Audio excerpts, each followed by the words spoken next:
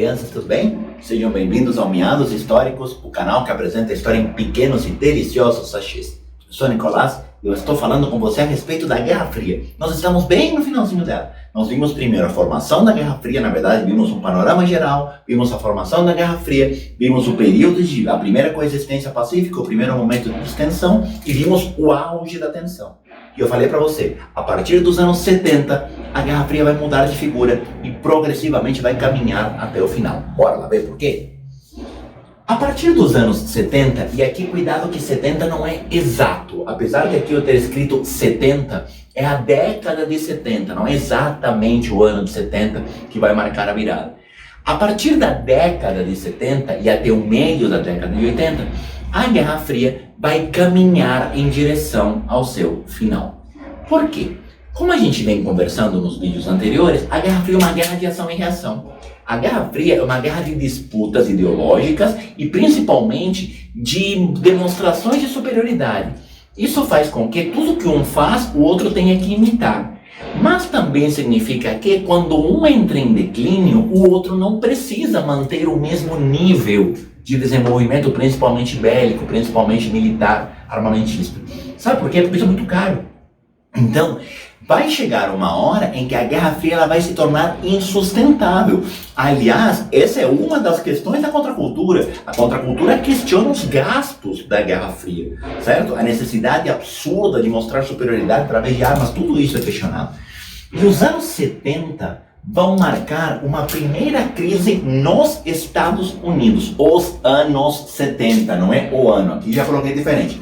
Os anos 70 vão marcar um primeiro momento de crise nos Estados Unidos. Essa crise ela vai abranger 4 áreas, 3 grandes grupos de problemas. Primeiro, os Estados Unidos vão viver uma crise militar e uma crise social. E eu coloquei essas duas crises como sendo uma só, porque o fator gerador dela está associado às duas coisas. Do que nós estamos falando? Nós estamos falando da derrota no Vietnã. 1975, as tropas norte-americanas formalmente abandonam o Vietnã. Eles vão dizer que não perderam, eles vão contar uma história meio mal contada, não, veja bem, foi um acordo, uma saída pacífica, pá. Houve uma derrota, houve uma clara derrota, certo? Inclusive, uma das críticas que se faz ao governo norte-americano é o tanto de jovens que foram enviados à guerra do Vietnã para morrer no Vietnã. A mortalidade do exército norte-americano foi muito grande na guerra do Vietnã. Então, a crise militar, que supõe uma derrota, acrescenta-se também a questão social, as contestações da população norte-americana civil em relação aos gastos e às mortes na guerra do Vietnã. Mas não para por aí, porque além de tudo, você tem uma violenta crise econômica nos Estados Unidos. Por quê? A crise econômica nos Estados Unidos está associada de novo lá ao Oriente, a chamada crise do petróleo. Crise do petróleo. Crise do petróleo que vai pegar o período de 73 a 74, principalmente. Quando o preço do barril do petróleo aumenta por volta de 1000% devido aos conflitos no Oriente Médio, Guerra de Yom Kippur, Guerra dos 6 dias, certo? Essa crise do petróleo atinge o mundo inteiro. Essa crise do petróleo não é uma crise diretamente dos Estados Unidos, é uma crise mundial. Inclusive no Brasil, esse vai ser um dos motivos do fracasso do milagre econômico. A crise do petróleo tem uma abrangência gigantesca. Mas a crise do petróleo afeta diretamente a produção industrial dos Estados Unidos. Porque se o preço do barril do petróleo aumenta tudo isso, a situação se torna insustentável, porque o custo de produção também vai disparar. E isso vai fazer com que os Estados Unidos comecem a mergulhar numa crise econômica que levá-los a, olha que mesóclise bonita, levá-los a, dentre outras coisas, a cortar investimentos em ditaduras na América Latina. Não é por acaso que a partir de meados da década de 70 há uma redução dos investimentos norte-americanos no Brasil. Não é por acaso que a partir de meados dos anos 70 começa no Brasil o processo de abertura. Enquanto isso, o Chile vê o golpe se dar em 73. Ou seja, o foco muda. Nicolás, mas por que não os dois? O dinheiro já não está sobrando tudo isso. A crise econômica começa a bater nos Estados Unidos, os gastos começam a aparecer. E além de tudo, você tem nos Estados Unidos uma raríssima crise política. E quando eu digo raríssima, é porque comparado com o Brasil, a tradição continuista dos Estados Unidos é muito grande. Os Estados Unidos não têm uma história de golpes e interrupções de mandatos como tem no Brasil. Aqui no Brasil a gente conta nos dedos os mandatos eleitos que começam e acabam. Nos Estados Unidos é muito raro isso não acontecer. Isso significa que eles são uma democracia perfeita? É claro que não, mas as regras e as instituições democráticas nos Estados Unidos costumam ser um pouco mais preservadas. Eu não digo respeitadas, e sim preservadas. Às vezes há desrespeito, mas no fundo há preservação. Não há uma aparência de ruptura democrática ou de ruptura de continuidade. Quando a gente fala de crise política, nós estamos falando de um episódio chamado episódio Watergate. Episódio de Watergate, que envolve o presidente norte-americano Nixon. Nixon foi acusado de escutas ilegais. Nixon foi acusado de promover escutas ilegais no Partido Democrata, certo? E isso levou a que se abrisse um processo de impeachment, acabou com a saída do presidente Nixon, como eu te disse, num raro momento de quebra de governo nos Estados Unidos. São pouquíssimos os presidentes norte-americanos que não concluem o mandato, certo? No caso, Nixon é um exemplo disso. Também nos anos 70. Nicolás, mas o que tudo isso tem a ver com a Guerra Fria? Nada e tudo. Não há uma relação direta com a Guerra Fria. Embora o Vietnã até tenha uma relação direta por conta da área de influência, não é uma guerra diretamente contra a União Soviética, um conflito localizado e tal. A crise do petróleo, ela não tem nada a ver com a Guerra Fria. Embora a Guerra dos 6 Dias e de Yom Kippur tenha tido o envolvimento das duas superpotências, também não é uma guerra ligada à Guerra Fria, mas afeta o mundo inteiro. O episódio Watergate não tem nada mais nada dividido por nada, elevado a nada, com raiz quadrada, não tem nada a ver com a Guerra Fria. Mas, porém, entretanto, contudo, todavia, faz com que os Estados Unidos vivam uma rara instabilidade política. E diante de tudo isso, você vai ter, e isso é muito importante, um primeiro momento de corte de gastos militares.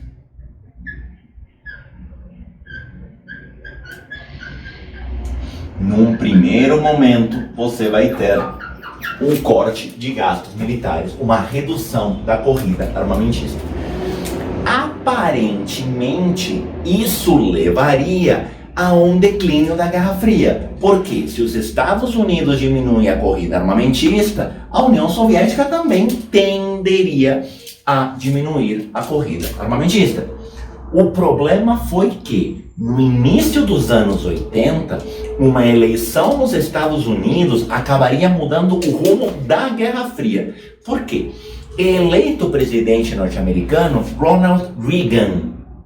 E Reagan traz um recrudescimento fortíssimo da corrida armamentista.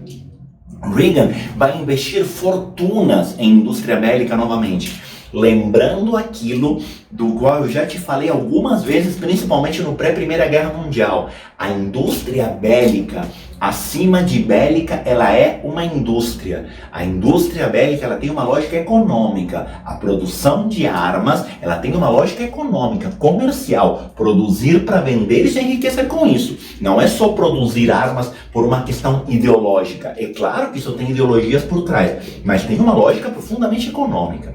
Tá? E o presidente Reagan retoma a corrida armamentista alucinadamente. Só que num cenário de Guerra Fria, uma retomada da corrida armamentista vai fazer com que o outro lado precise reagir à altura. A União Soviética não quis ficar para trás na corrida armamentista.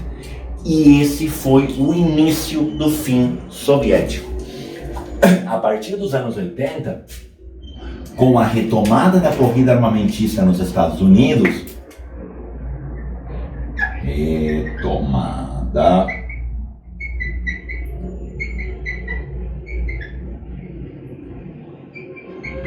da corrida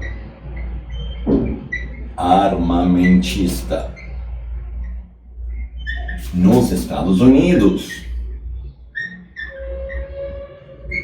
a União Soviética vai tentar reagir à altura. E isso vai levar a um aumento de gastos bélicos. E o aumento de gastos bélicos na União Soviética traz de novo o nosso famosíssimo e glorioso fenômeno do cobertor curto. A partir do momento que a União Soviética recupera ou retoma seus gastos bélicos, vai cortar investimentos em outras áreas. Sabe o que isso significa? Que o aumento de gastos bélicos vai acelerar o desabastecimento na União Soviética. A União Soviética vai gastar uma fortuna novamente em armas e isso vai afetar os outros setores da economia, porque a economia soviética não era já aquela maravilha toda a ponto de ter recursos para a indústria bélica e setores de consumo.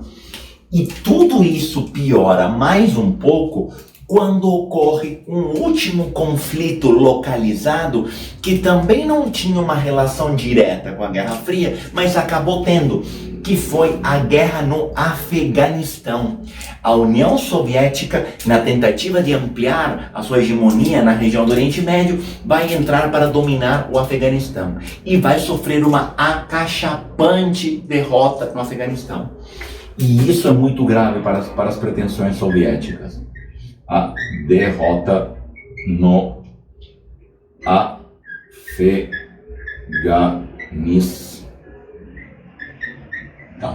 Aliás, eu estou para te dizer que o Afeganistão está para a União Soviética, assim como o Vietnã está para os Estados Unidos, na questão de uma derrota absurda e principalmente de uma derrota que causou uma violenta oposição ao regime.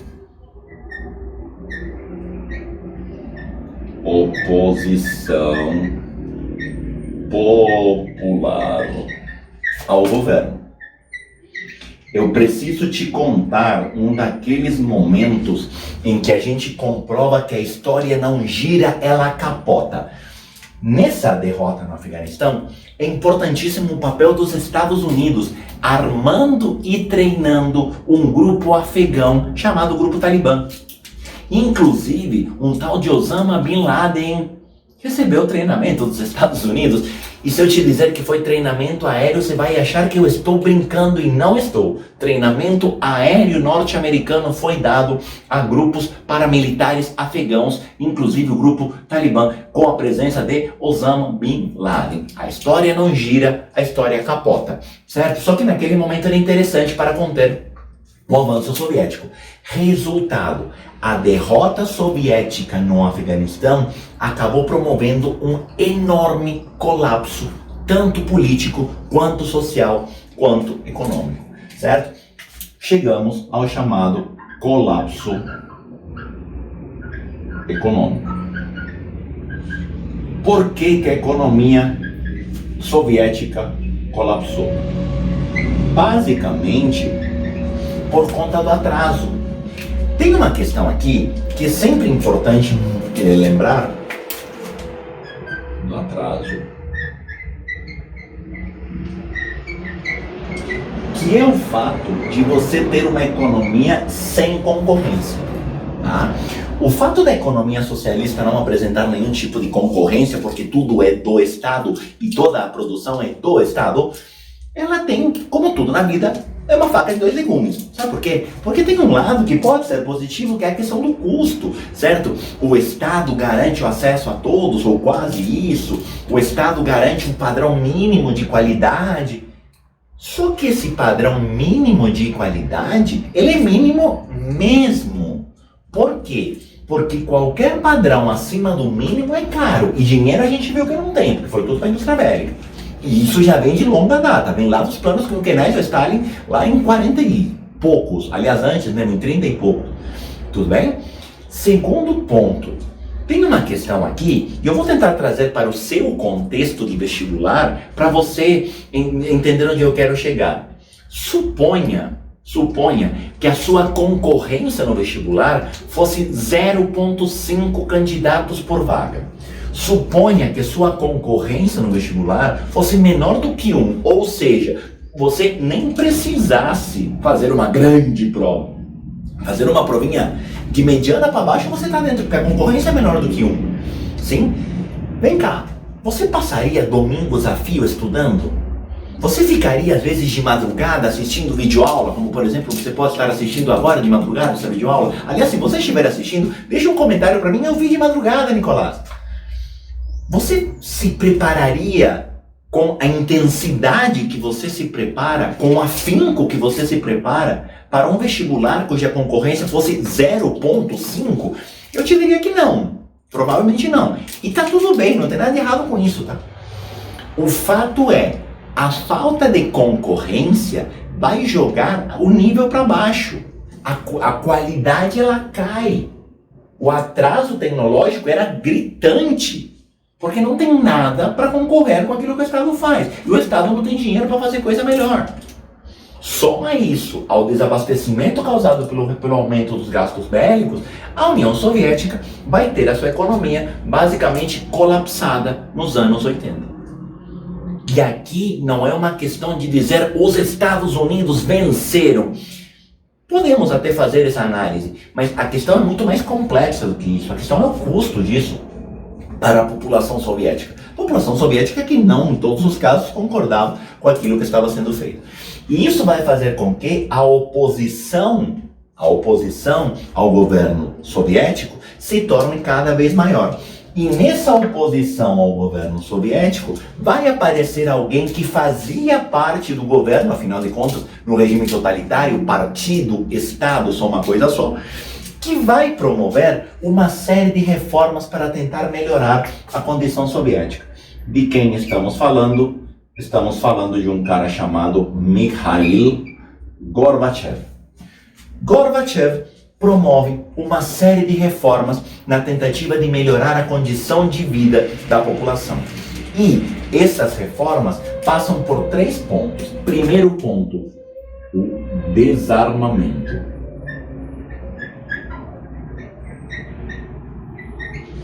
Gorbachev encerra a indústria bélica, encerra a corrida armamentista. Fim da corrida armamentista.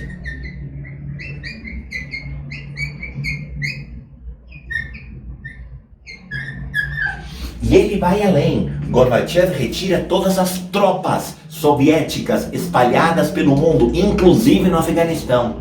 Ou seja, a derrota no Afeganistão, ela ainda deixou soldados até 85, lá até os anos 80, tá? Em 85, Gorbachev retira todas as tropas no leste europeu, no Afeganistão, todas as tropas que faziam parte da ideia do Pacto de Varsóvia, tudo isso é retirado. Mas não para por aí. Gorbachev promove também a chamada Glasnost.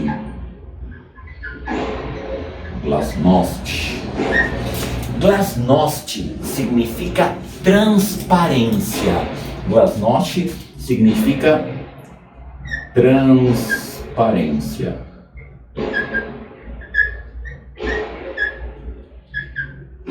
De certa forma, de uma forma bastante leve, a gente poderia dizer que a Glasnost é um processo de abertura política, de transparência política. Eu vou colocar entre milhões de aspas, porque não é tão legal quanto parece. mas a Glasnost inicia ou tenta iniciar um processo de redemocratização. Professor, mas você colocou entre aspas. Eu coloquei entre aspas porque ainda você tem um autoritarismo, uma burocracia, uma corrupção estatal muito forte na União Soviética. Então, essa redemocratização, ela é muito mais um sonho do que realmente uma prática. Entre a teoria e a prática só tem um mundo no meio, certo? Mas a ideia de abertura, de transparência política era muito forte. Mas a grande novidade aqui está com a chamada perestroika. Porque essa sim muda o rumo da história. O que é a perestroika? A perestroika é a abertura econômica.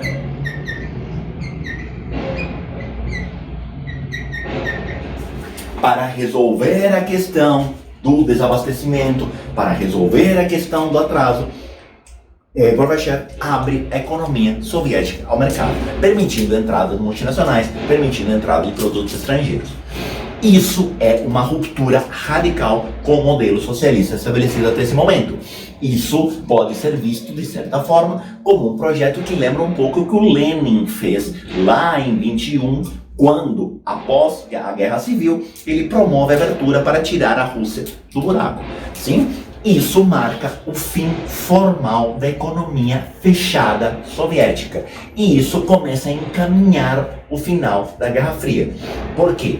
A partir do momento que a União Soviética não produz mais armas, a partir do momento que a União Soviética está desmobilizada militarmente, a partir do momento em que há a desmilitarização soviética, ao mesmo tempo não há mais uma ameaça formal de guerra. Os Estados Unidos não precisam reagir à mesma altura. A União Soviética abre sua economia ao mercado, mostrando o fracasso, e eu coloco entre aspas, porque isso é a retórica capitalista, o fracasso do modelo soviético. E progressivamente a Guerra Fria vai caminhar para o fim. E o fim da Guerra Fria se dá com a queda dos dois principais elementos simbólicos da Guerra Fria. O primeiro, o Muro de Berlim. O Muro de Berlim, em 89. Que é o elemento concreto. O Muro de Berlim é um elemento concreto, tá lá, é visual de divisão, certo? Na cidade de Berlim. Inclusive, a partir daí, a Alemanha, inclusive, vai se reunificar, sim? E ainda, a queda da própria União Soviética em 1991, quando se dá o processo de fragmentação.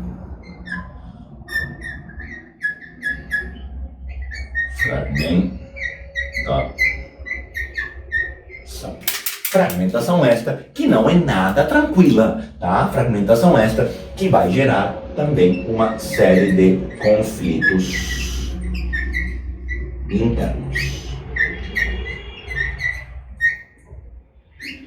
Sim? Resultado: a partir de 89 não existe mais Muro de Berlim. Em 91 a União Soviética acabou. Acabando a União Soviética, formalmente encerra-se o período de 46 anos, mais ou menos 45 anos, mais ou menos, de disputas entre a União Soviética e os Estados Unidos da América. Está encerrada a Guerra Fria. Beleza? Tchau, tchau, obrigado. Até o próximo vídeo.